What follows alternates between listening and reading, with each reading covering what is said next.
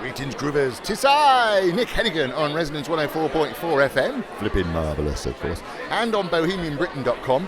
And we're at a place called The Space. Oh yeah, we're in space, man. Spaceman. Anyway, that's something else. At their sort of launch of the Edinburgh Festival in 2022. And it's kind of a jubilant occurrence. You can hear it all, actually, on BohemianBritain.com. We've recorded the entire opening performances. But I've also been joined by Brendan. Hey, Brendan. Hey, how you doing, Nick? And you've got a really good PR girl, haven't you? You know, Lou is the best. Yeah, we do appreciate her, yeah. Once she gave me a glass of red wine, I mean, she went, hey, come and say hello to Brendan. That's really the best press, is red wine, I would say. Yeah, obviously, I'm not here for the free beer. No, of course not. So just tell us about yourself, because you're not from these parts, are you? No, I am from just outside New York, and I'm still New York-based now. And I'm at my first Fringe, flying direct from New York City. It's a pleasure. Yeah. Brilliant. Oh, I love the because I'm an old hack, you know. I've been here on and off since about 1992. I know they can't see you, but you don't look a day over 30, I'd say. Thanks, mate. Yeah. You're very good. You're very good. Yeah. So tell us about the show. So, you're bringing over. Well, tell us about the show. Yeah. Yeah. So it's a show that I wrote and am performing in. So it's a solo show, one man. It is audience interactive as well. So it's called A Eulogy for Roman, and every morning I host a eulogy at the Hilton Hotel, which is space venue number 36, the space on Northbridge.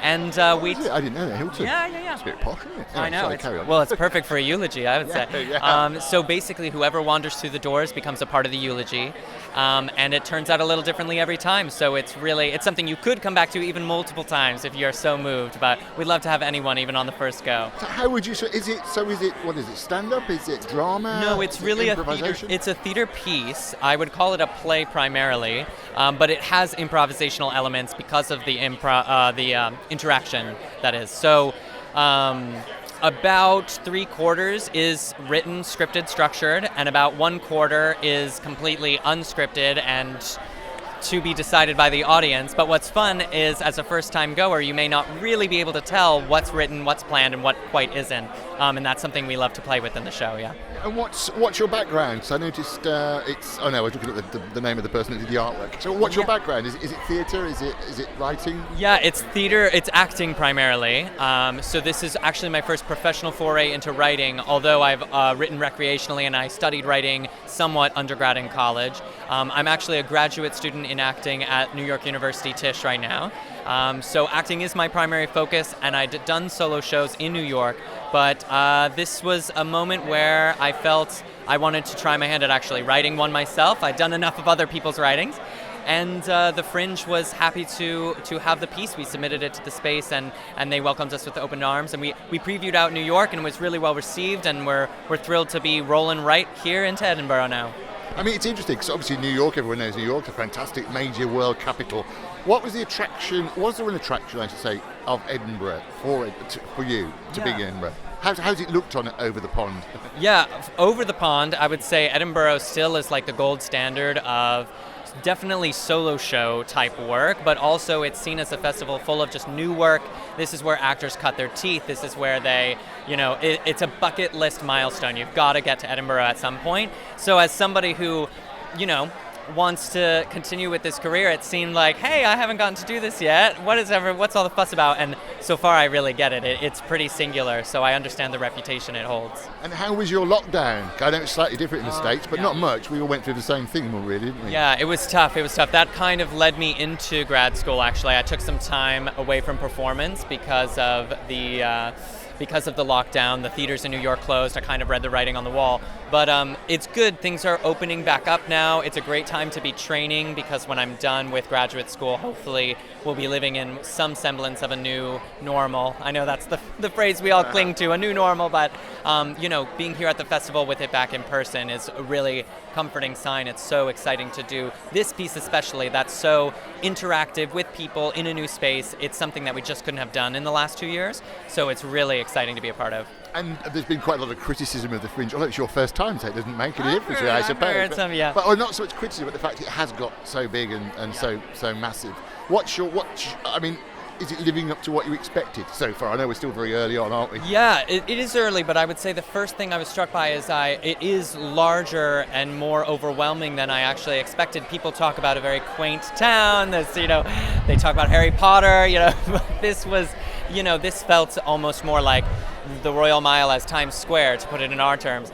But what's nice about that is that you know where the center is, where all the action is, but also I found my way into quieter parts, alleyways and parks, and I'm living 35 minutes outside of city center, so I'm taking the bus to and fro, and honestly I love that. It's getting me exposed to more of the city, and in some ways getting to live by the sea and stuff. It's really a wonderful place. It is a lovely city, isn't it? I say, I've been coming on and off since 1992.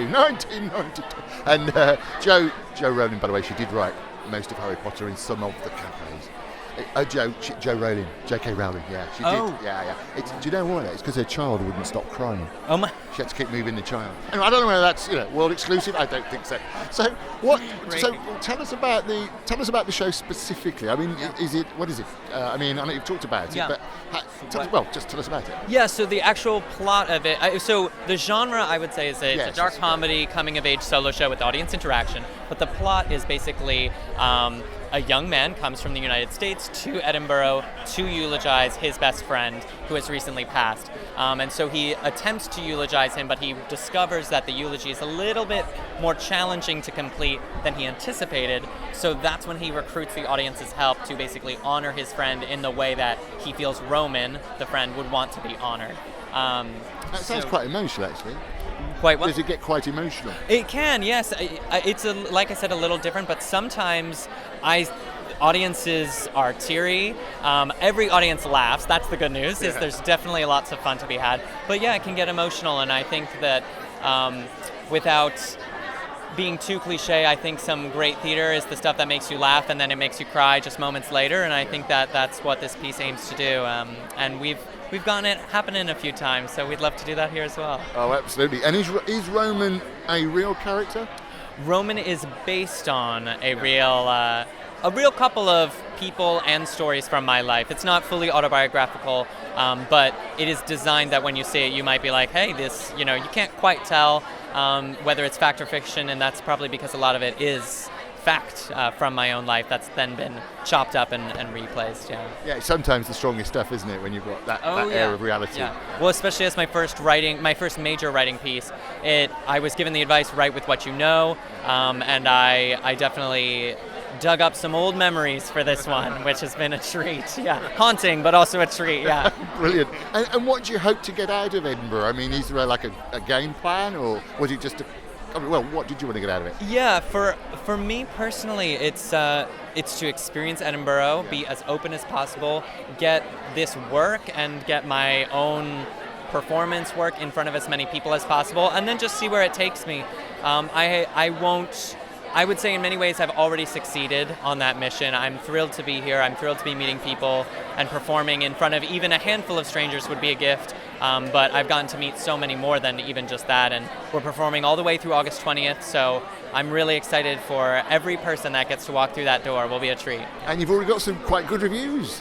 Yes, we got a preliminary review from New York. We got a 5-star Critics' Choice, so that was a promising moment. We got it like July 30th, and then 2 days later we flew here to Edinburgh, so we were riding that high, which is great. So we're here today at the press event, and maybe some other reviewers will feel inspired. We'd love to have them. Oh, brilliant. Well, it's lovely to talk to you, Brendan. A Eulogy for Roman is at the Space on North Bridge. Venue 36. You need to know these things, yes. Until when is it? It's until the 20th, yeah, 20th, and it's at 10:50 in the morning, the 5th through the 13th, and 10:55 in the morning, the 15th through the 20th. You're the 5-minute lion, then of August. You've got another 5 minutes in bed. Oh, yeah, exactly. Yeah, you can really take every minute counts in the morning. It does in Edinburgh, doesn't it? Yeah, it really does. Here, that is like, once you say AM at your showtime, people are like, whoa, what's going on? But the good news is it's a pretty exciting offering for that time of the day. It is also as well, isn't it? The best time to do drama is in the afternoon, which most people go, what? But, it's actually perfect for us because, one, it builds on the realism of the eulogy, and two, we don't want any drunken hecklers coming through, so we beat them to it. We got them nice and early. Yeah. Talking of which, we better get back to the free wine. That's right. Oh, Brendan, congratulations. Have a fabulous first Edinburgh, and break a leg. Hope it all goes well. Thank you so very much for having me. Yeah.